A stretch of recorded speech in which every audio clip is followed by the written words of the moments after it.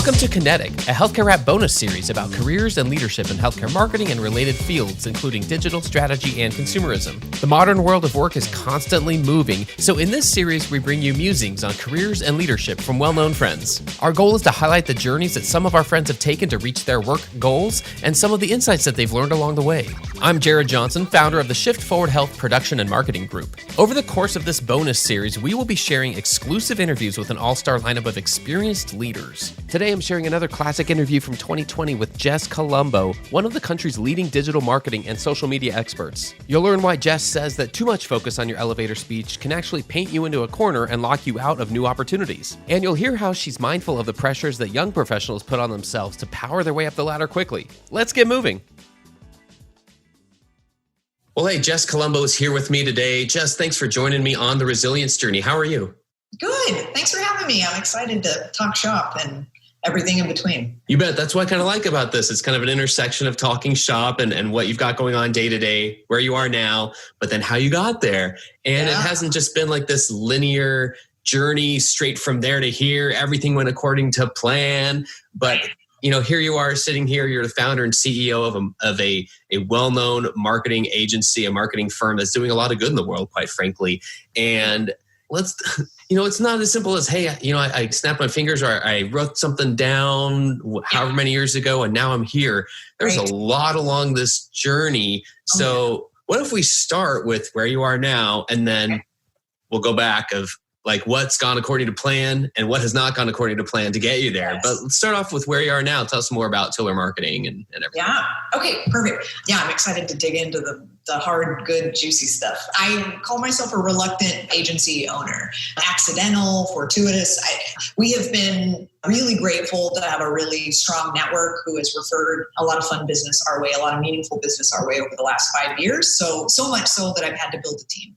But that wasn't the plan. That never has been the plan. But I'm really grateful for it. And I'm lucky to be surrounded by a lot of folks that help me do what we do every day. So we're, to some extent, a full service Marcom, kind of boutique sized agency, explicitly for clients in regulated spaces. So that's healthcare, higher ed, banking, government, anybody who's navigating compliance and some really tricky stuff, but also trying to build brand and build community and build leads. And bottom line, we have kind of unique background and expertise in that space, that little niche, which is regulation and then community. So most of the work that we do day to day is digital and social strategy, but also a lot of execution and creative work in that space. But COVID has changed the game for a lot of us, and we're doing out of home and we're doing radio spots and we're doing things that we never had to do because we need to reach people in whatever way. We need to meet them where they are. So we're designing billboards and doing TV spots. And that's been a really fun extension and learning experience for us in the last 6 months. I mean, there's a first step along this journey, right? It's like the ever growing, just the difference, the flexibility, the agility to have to expand a knowledge set, even when you feel like things are set, you got your team here, the things we rock and roll at, and now we're doing other things. Right. Yes. And there's that line of, I don't want to say yes to something and stretch and make everybody uncomfortable or not be operating out of our strengths and underserve a client or have there be any kind of bait and switch. So when somebody says, can you do this? Having that reconciliation moment within yourself of saying, well, I could figure it out. Is that a good use of our time? And is that a way that we're best serving our client? Now, with COVID and public health and needing to get out in front of people and make sure that they're screened or that they know to use a mask, an extension of the communications and the creative that we were doing and hopping in a recording booth and doing a radio spot wasn't so far out of our scope that we didn't feel like we could still kick butt for people. And it was out of necessity. But yeah, my husband became my business partner 2 years ago, and it's been fascinating to be a couple years ahead of him on the entrepreneurial journey because I see myself and all of the imposter syndrome and the what about this, scenario. And I have continued to say to him, step and the step appears, but you have to be brave enough to put your foot out and know that you might drop, but that you're going to be okay, that you're not going to, you're going to survive that, you're going to figure it out. But that kind of courage comes from having failed or nearly failed and not died about 100 times, right? So now I can tell myself, worst comes to worst, I'll figure something out. And I think God bless small business owners who just every day they're hurdling a lot of different things and needing to kind of figure it out on the fly.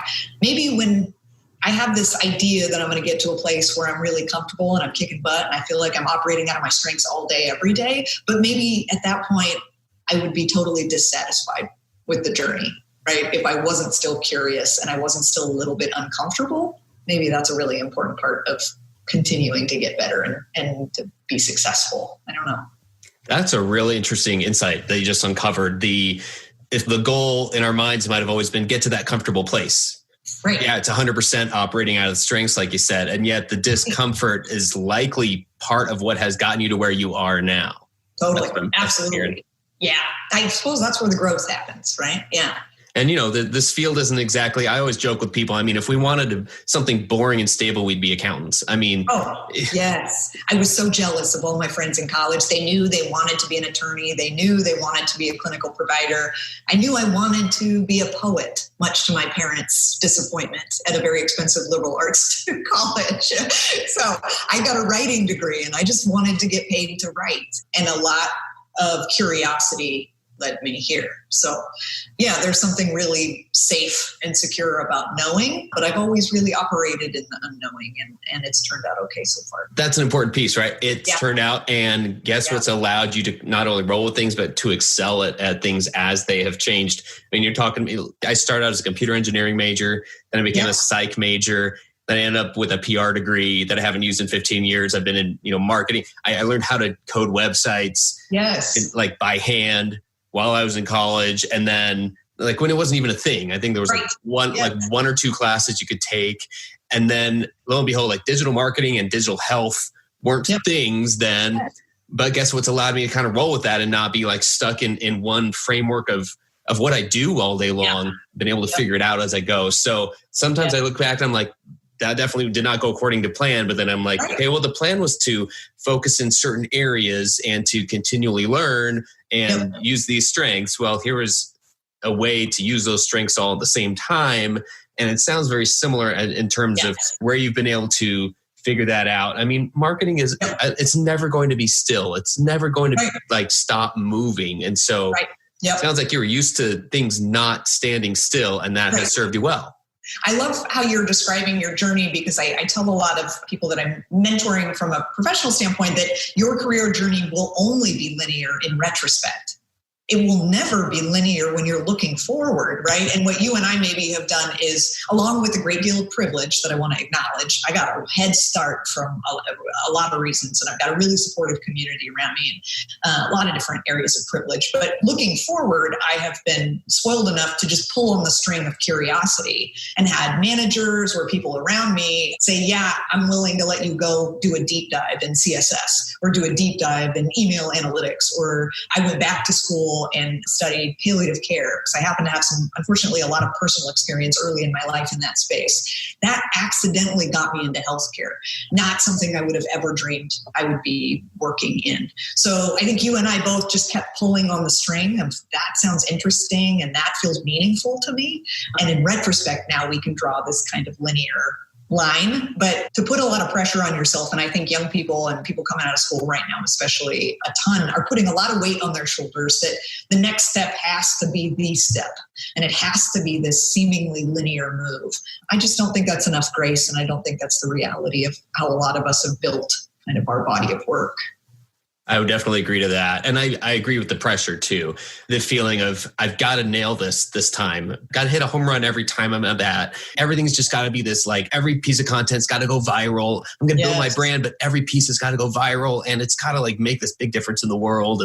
And very, very few things can be further from reality. Yes. And that's a mindset. That had to be part of, I'd love to hear this part of your journey from poet to where you are now. So take us through that. Yes. Graduated with a poetry degree and got out of school and reached out to a temp agency. And I said, I don't care where you put me. I just want to get paid to write. And I came out in the last recession school. So I work a lot with my undergrad career center and with some of the kids that I teach or young people that I'm able to teach now in the classroom from time to time and who are coming out in a in a recession, depression-esque time, who are saying, and I say, take out the garbage and take the gig and be the waiter or waitress, do the work that needs to get done. It will be very easy to create the story for the next hiring manager about how you worked your butt off to make it work during this time. And in the meantime, continue to pursue that portfolio work and the volunteer work and the stuff that is more in line with where you want to go. But I adore recruiters and staffing firms. I don't know why I wouldn't want lots of people looking for me on my behalf. And so I signed up with one, and they staffed me at a PR agency. And I didn't know what PR was. And I was the youngest kid there and was taking out garbage and was cutting clips and was getting yelled at for not doing either of those things right. And it was a much needed humbling experience for me to be the bottom of the totem pole. What a gift that is. And Facebook opened up about a year later from college kids to brands. And as the youngest kid at the agency, I said, I think we should pay attention to this thing called Facebook. Twitter came the next year. And again, I had leaders who had enough courage to allow me the space in the room to play and to learn and to keep pulling on that string. So I was at the agency for a couple years. And unfortunately, had some folks in my life that passed unexpectedly and had kind of a crash course in hospice and palliative care. And I said, I think I want to combine this thing digital that I'm really passionate about and this unusual skill set that I now have, which is spending time with people at end of life.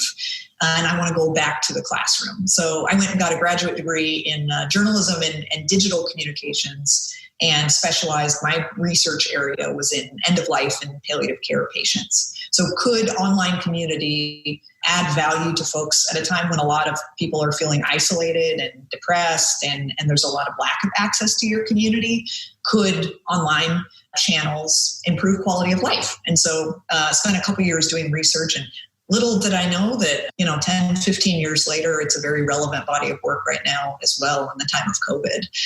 But came back to Portland, went back into the PR agency. They took me back. I was a boomerang at the same agency where I was able to help them build out their portfolio of digital and social marketing services. And then had an opportunity at a place called Oregon Health and Science University. And they were really building out their digital social program. It was kind of a one-woman band up on the hill.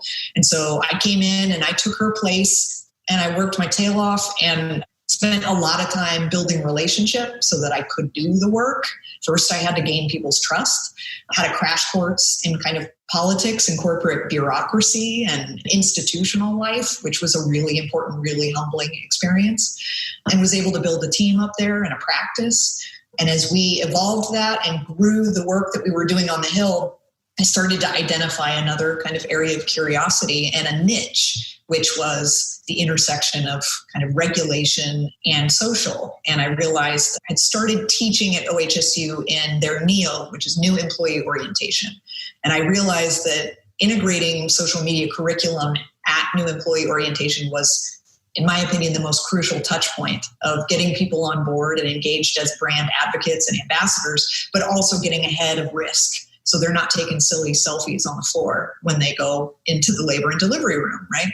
I didn't want to be the social media policewoman. I wanted to be the cheerleader of that space. And I thought, I think I want to teach and full time. I think this is what I want to do, is just support people as they embrace this space and all the possibilities in it, but also knowing that they've got concerns around privacy or around data or around reputation. And how do we navigate that? And it was really the teaching and working with folks that got me to launch my practice. So that was about 5 years ago.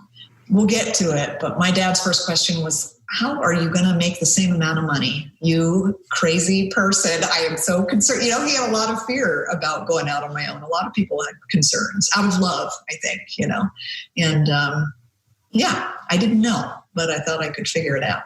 And here we are. Well, there's a piece you just landed on, like just now. I didn't know, but I knew I'd figure it out. Oh my gosh. That is a mindset in and of itself. Let's dive into that a little bit. Like, what allows you to think that way? Like, what allows you to feel like, I'll be able to figure this out? I don't know A to Z, but I know A to D. I can get there, and then I'll have a better vantage point to get past there. What allows you to think that way? Yeah. Again, I'm going to say privilege. And I had helicopter parents who just blew a lot of smoke up my ass. My whole life told me I was the best thing that ever happened to this planet and I could do anything I put my mind to. And unfortunately, I started to believe them. And also, I think I've been really grateful for a robust community. And in areas where I've been weaker or not had access or not had, good visibility, I've learned to ask for help when I need to. So I tell a lot of people as they start their business, get yourself a great accountant and get yourself a great therapist. And that team of Avengers, I think, is the wind beneath your wings as a small business owner. So some of what I can figure out is because I've got really lovely humans around me. Get yourself a great partner. Doesn't have to be a romantic partner, but somebody who can listen to you gripe day in and day out in the beginning when everything feels really heavy, like a really heavy lift. Someone told me in the beginning of entrepreneurship, they said, is being an entrepreneur just Googling things? And I said, hell yes, it is. So Google, I want to give a shout out to Googles for a lot of things, but truly the gift and the challenge of this is that whether I'm happy or I'm unhappy, it's solely my responsibility. And so I hate that sometimes. I hate it when I'm really unhappy. And I think, damn it, that's my problem too. I can't just blame anybody else. And it's also a really freeing experience as a business owner, as my own boss. I think a lot of people, see the really shiny stuff and they think, you're killing it. That must be so fun. You can just take off in the middle of the day. Okay, it is a gift, but the responsibility is significant as well. But there's a lot of probably therapy, great partners and team members, a really supportive family, and then enough trying and failing and trying again and succeeding that I think just time on the ground builds that kind of reservoir of strength and courage. But if you don't work out your courage muscle, it's not getting bigger. So to continue to do things that freak you out is a really important part of my journey, for sure. I love that, which means it hasn't been a success 100% of the time. There have been some low points in there. Can you take us through any low points that come to mind where things were not going according to plan and it really wasn't as clear, like what my options are, starting to freak out a little bit? Any low points that come to mind? Yeah, sure. I set out this practice to do something totally different. And I think one of your interviews with Joe was fabulous. It was one of those, it's so simple when you get out of your own way and just listen to what the community needs or what your customers are asking for, instead of being so ingrained on what you thought you were going to do or what you wanted to build and being in love with the product or service. There were times where I felt like I was pushing this rock up the hill in terms of what I was trying to build, and it just wasn't catching, or people weren't understanding it. I was using language even in describing my service offerings, and that wasn't the language that my customer was using or that my client was asking for. And so being humbled enough to understand that kind of the three-legged stool of what are my clients ready for, and then where is my joy? And how do I design a practice, where I'm sitting in something that really energizes me a lot and where I feel really strong in my skill set, but also that meets my client where they are and is really empathic or compassionate to where they're at, is something that I struggled with and I still struggle with. I have a lot of grand plans, and I think giving yourself the flexibility to be nimble and to pivot, especially with COVID, is paramount. I had a body of coursework and some books and a lot of things in production in Q1, and everything is sitting over here. And, you flog yourself about all the things you coulda, woulda, shoulda been doing and the things that you should be. If I wanted to do my morning pages and be a writer, then I should be up at 5 a.m. writing. But I'm not. And that's okay because I'm really tired right now. So I think there's a lot of challenges that were around trying to force something that it wasn't the right time or I wasn't ready to actually, bring to market. I also had times where I took on work, I underbid, and I said yes to distractions that I thought were opportunities, because those things look very, very similar. But I knew it wasn't the industry. I knew it wasn't a mission alignment. You know it in your gut. And I took it because I was scared, because the money looked good, because the security of having it on a retainer felt good. And then it was a painful ride. And I'm a bit conflict averse. So firing a client or squandering something and being in a situation that's not right to the point where you have to part ways, it's just an unnecessary goof up. If I had addressed it earlier on, and again, I chalk it all up to a big boatload of learning as I go along. But I've had some painful breakups because I wasn't courageous enough at the jump. And the big asterisk is sometimes you need to take those gigs because you need to pay your mortgage. And that is totally okay too. So just a big heaping pile of grace onto yourself, because even the goof ups I feel like are unbelievably valuable learnings. Yeah, 100%. I don't know any successful person who has said, I got here in spite of those. It's like because of those yes. points. And because of not in spite of. I love that. Yeah. Yeah. A lot of pain in the moment. And it, like you said, we can look back and things seem linear. We can look back and say, oh yeah, that was good for me. I mean, just like a lot of other things in life. And it is so not clear in the moment. And I like one other thing you said about just giving yourself the flexibility and the grace, because I feel like that's harder to do when you're so set on caring what other people think. There's a difference between that and if I make a mistake and people see that, like I'm screwed. You know, like people's perception of me is going to go down, and I'm not going to, in my case, your case, I'm not going to get that client because they're not going to think I'm the right match or the right fit for what their needs are. And you can spin yourself in circles with that type of self-talk. So how do you know when to pay attention to what people think and when not to? Yeah, that's a really great, you're making me think a lot about, I think a lot of us are worried about like your elevator pitch and your personal brand, right? Am I the healthcare gal? Am I the compliance gal? And I had initially, when I started, I was seeking out a business coach, and I still believe that business coaches can be incredibly helpful. I happened to find people who wanted, without throwing anybody under the bus, there were styles that were either too woo-woo and they wanted to kind of hold hands and or styles that were really like, here's what you got to do. Let me tell you, little lady, what you got to do. And neither of those really vibed for me as a business coach. But a lot of those folks were telling me to be more, to prioritize and to really build something that could be scalable or replicable, but to be more focused.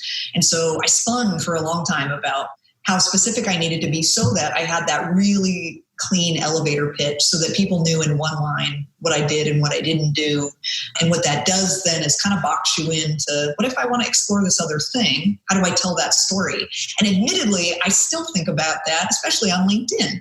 I'm starting tomorrow an end-of-life doula program. In addition to this body of work that I do, I continue to still be really passionate about that space. And I want to, on the side, in conjunction with, maybe to supersede my marketing career at some point, I don't know. I wanted to go back to school and continue to learn. And to introduce that on LinkedIn and to add enough verbiage in there that my current clients didn't get worried and that my prospective clients still knew that I did this kind of work, instead of kind of embracing it as an and not an or, and as a way that I was expanding creatively and that's going to make me a better practitioner in the marketing space as I explore this kind of personal program that I'm doing. I spun a little bit on how I was going to present that to my online community and how I was going to publicly explain it. And that seems short-sighted and limiting and maybe doesn't do enough justice to your community, who maybe gives you a lot more benefit of the doubt than you give yourself. Yeah, for sure. It makes me harken back. So I'm, with all the major changes at college, I still minored in business. So I at least I had a business background too. And things were like very entrenched you're going to your marketing classes and there's your 4 Ps, and then you're going to business class and like the whole replicable model that can be franchised essentially, that's the one way to build your business. And I've felt that same part about just feeling the boxed in part. And I used to take it as kind of a liability when people would ask.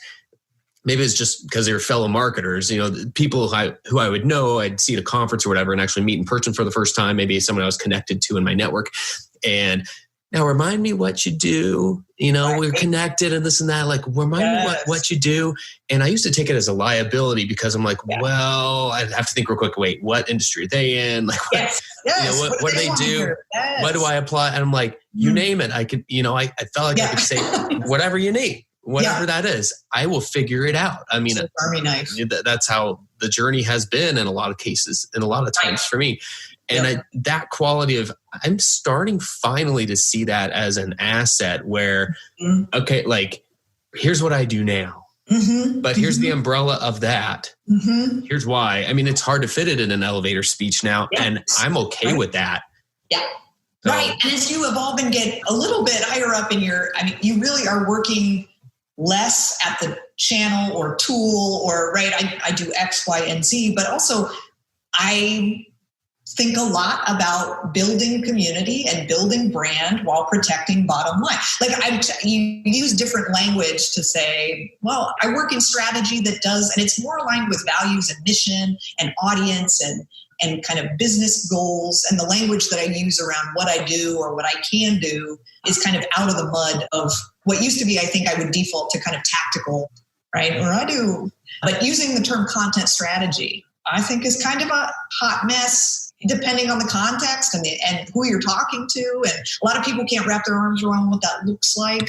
And so, yeah, it's probably a lot of trial and error and also kind of an evolution of you professionally to figure out how you talk about what you love to do, what you kick butt at without feeling sheepish about it or like you're just trying to satisfy somebody else's. You're at a networking event and you're like, whatever it is you want me to do, I can do that for you. Yeah. Right? Yeah, I resonate with that. I feel your pain. Content strategy, that just means you figure out what days to blog, right? You know, that's right? No, I heard. Yeah, I think that's right. yeah. Oh my goodness. Yeah. I think it took me about 5 years to realize that when I say content, other people just think blog writing. There you go. I'm like, okay, we're not quite. So many assumptions that we make, and understandably so. But client service, man. Yeah. For sure. Any thoughts there on like the role that personal brand has played in your career and your path so far, and how do you keep it relevant? There are some really wonderful people that I've worked in this space and coached a lot of people in this space. I think a lot of it has been more organic because of my personality and kind of my journey and the personal brand that I have built, but I think a lot by, I want to say default, because it's been really, really organic. But I see a lot of coaches, personal branding coaches that, are more explicit and more dialed in the way that they're explaining it to prospective clients. But I was speaking with someone recently and said, I'm mostly interested in what you're excited about and what pisses you off and what you want to be different in your space. I want to know that you have opinions and really strong ones about the things that you care about. And then let's put that out in the world in a way that's accessible to the people that you want to engage with. And that is the whole of your professional brand. So I started speaking. I think it can be as simple as that. I started speaking when I left OHSU about the work that we had done there and kind of went on the speakers tour and did a lot of speaking for free before I got to a place where I could get up the gumption of asking to be paid to speak a couple years later, but unapologetically myself. And I am very palatable and exciting to some people, and some people fall asleep or I'm just not their flavor. And that is totally fine. I move towards the people, with whom my personality and my content and my values are a match. So I was frequently introducing myself as the over-caffeinated, over-excitable Italian. There is a lot packed into this small unit. And I think that my energy was infectious to the people who wanted to be excited and had that kernel in themselves, but maybe weren't in a workplace or didn't have leadership that was acknowledging that. And so I've come in and worked with a lot of organizations where there's somebody in there that's been saying the same thing that I say as a consultant. And I can come in there and be a bigger voice for them, or I can validate that, or we can elevate their kind of growing skill set in the space of digital and social. And so I think I've been just an advocate for the things that I care about and for the people that I care about. And that's created whatever brand I have. So 5 years later, for good or for bad, 100% of the business that we've had is referrals.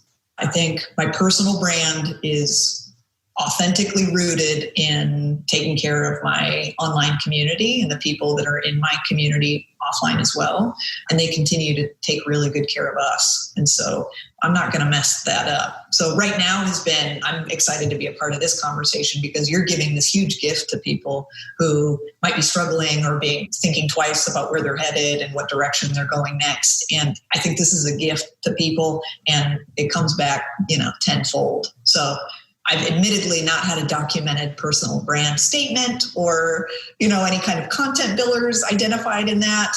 I've tried very hard because humble brags, people smell those coming a mile away, but that's how I started on LinkedIn, just making myself look bigger than I was by talking about everything that I was doing and running myself ragged doing all those things.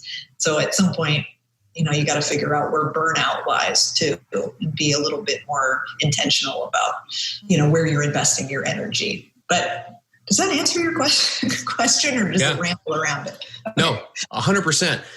That's going to be a relief to a lot of people who watch this you didn't have a gimmick. You didn't have to come up with some song and dance, some dog and pony show. Right. That's your personal brand, because I hope people don't think that's what you have to do. You don't have to be the 15-minute marketing video while I'm juggling, whatever it is. And here I'm saying that, and I kind of built a personal brand for a while on rapping on stage. And I'm like, I generally look back and I'm like, okay, that has been fun at some times. And at other times I'm like, I hope people realize that was just to keep them awake. Yes. And that was it. If that got you to think differently. Right. Yes. And there's a lot more to the brand, what I'm thinking about than that. And I've intentionally, just put more thought-provoking questions out there versus trying to be like an entertainer. And I feel like it's, for me, I can think of it as my personal brand is starting to grow up a little bit, because I'm still I don't know if I've ever reached adulthood, maturity wise. So I might always have a little bit of that in me. Yes. But, I can see how things have evolved a little bit as the conversations have changed. And I like how much you keep mentioning community. As we kind of start to wrap up here, any final thoughts about community, how to keep in touch with people, as tactical as you want to get here?